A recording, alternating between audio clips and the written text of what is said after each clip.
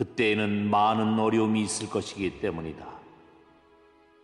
세상이 생기고 나서 지금까지 이 같은 환난은 일어난 적이 없었고 이후로도 없을 것이다. 하나님께서 그 기간을 줄여주시지 않으시면 아무도 구원받지 못할 것이다. 그러나 하나님께서는 선택한 사람들을 위하여 그 기간을 줄여주실 것이다. 그때 사람들이 여보시오, 그리스도가 여기 계십니다. 또는 저기 계십니다라고 할 것이다.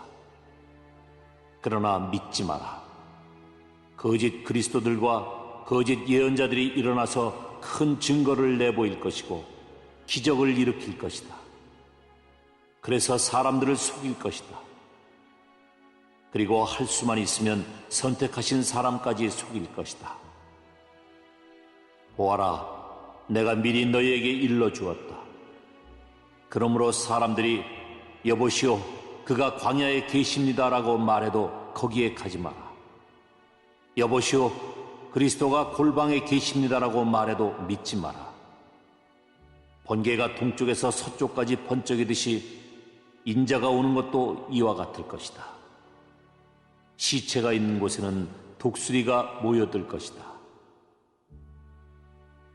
그 환난의 날이 지난 직후에 태양이 어두워지고 달이 그 빛을 잃을 것이다. 별들이 하늘에서 떨어지고 하늘에 있는 모든 권세가 흔들릴 것이다. 그때에 인자가 올 징조가 하늘에 있을 것이다. 그때 세상의 모든 민족들이 울며 인자가 큰 권능과 영광으로 하늘 구름을 타고 오는 것을 볼 것이다. 인자가 큰 나팔소리와 함께 천사들을 보낼 것이다.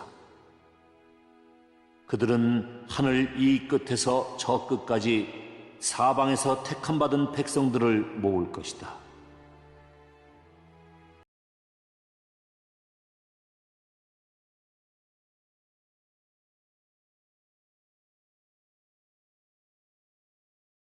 샬롬, 아자함으로 예배하는 모든 가정에 하나님의 은혜가 충만하기를 바랍니다. 지난번 교회에서 환경수련회를 거치면서 점점 지구의 평균 온도가 올라가고 여러 기상이변 현상이 일어나고 있다는 것을 들었습니다. 여러 데이터와 자료를 보면서 우리가 살고 있는 지구의 상태가 점점 심각해지고 있다는 것을 체감하는 시간이었습니다. 또한 코로나가 종식되어 가고 있다는 얘기가 들리지만 한편으로는 이후에도 코로나보다도 더한 우리가 상상할 수 있는 범위를 뛰어넘는 자연재해와 지진, 전쟁 등 우리를 위협하는 일들이 일어날 수 있다는 것을 충분히 예상할 수 있습니다. 그런데 오늘 성경 본문은 예수님께서 제자들에게 말씀을 가르치는 중에 성전의 멸망과 인자가 다시 오실 때 일어날 수 있는 징조들에 대해서 말씀하고 있습니다.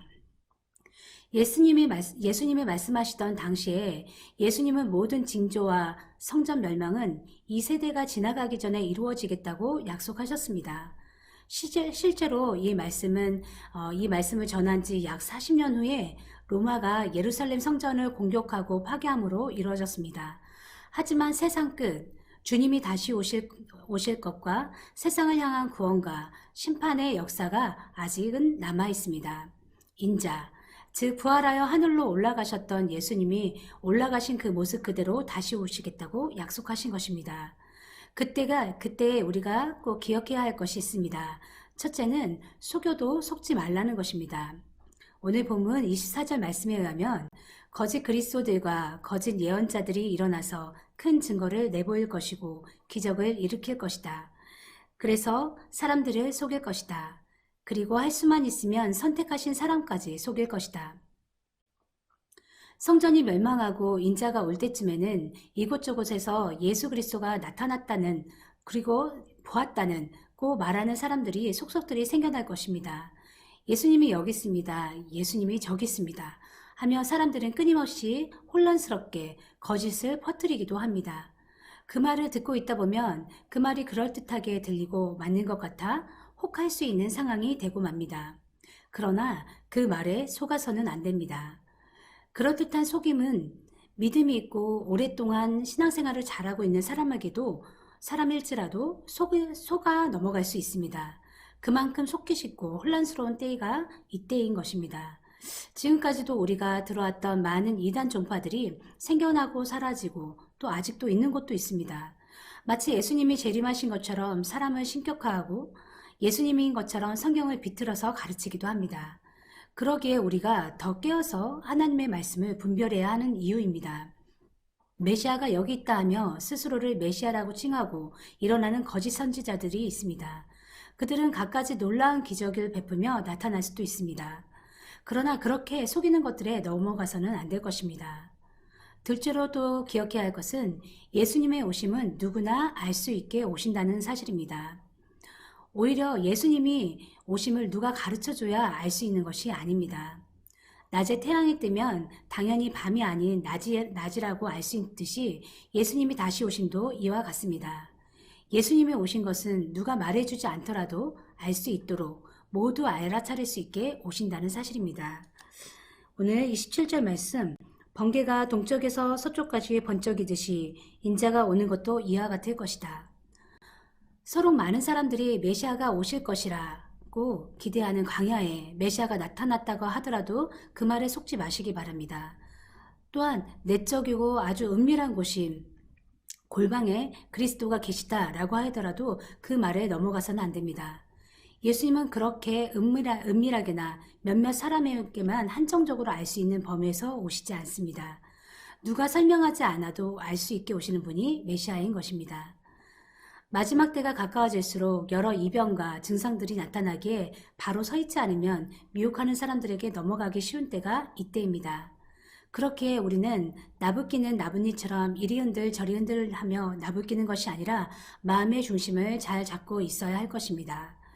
오늘 34절 35절 말씀에 의하면 내가 너희에게 진정으로 말한다. 이 세대가 지나가기 전에 이 모든 것이 일어날 것이다. 하늘과 땅이 없어질지라도 내 말은 결코 없어지지 않을 것이다. 아무리 우리의 신앙과 우리의 눈을 가리고 혼탁하게 하는 상황과 사람과 환경이 닥친다고 하더라도 그것에 마음을 빼앗겨서 흔들려서는 안 될 것입니다. 우리가 의지해야 하는 것은 주님의 말씀이라는 것을 기억하여 그 진리의 말씀을 붙들고 그 말씀을 믿는 믿음으로 나아가야 할 것입니다. 두렵다 하여 일어나지 않는 일들이라 하여 외면하거나 말씀을 덮어둔 채 살아서는 안 될 것입니다. 천지가 없어지더라도 없어지지 않는 것은 하나님의 말씀이라는 것을 기억해야 할 것입니다. 또한 하나님을 믿는 하나님의 백성을 하나님은 기억하시고 은혜를 주신다는 것을 알고 믿음으로 살아가는 저와 여러분이 되시기를 바랍니다. 함께 기도하겠습니다. 사랑과 은혜가 풍성하신 하나님 아버지, 마지막 때에 이곳저곳에서 메시아가 왔다라는 소리가 들리고 이곳저곳에 지진과 전쟁과 여러 환란이 닥쳐오는 때입니다. 그러기에 우리가 더 깨어서 하나님의 때에 오실 것을 기대하며 하나님의 은혜 가운데 살아가는 저희가 되도록 인도하여 주시옵소서. 하나님의 말씀을 잘 분별하여 미혹하는 것들에 속아 넘어가지 않고 하나님의 말씀으로 서 있는 자들이 될 수 있도록 은혜 베풀어 주시옵소서. 이 시간 주님의 은혜 가운데 아자함으로 예배드릴 수 있게 하심을 감사하며 예수님의 이름으로 기도드립니다. 아멘.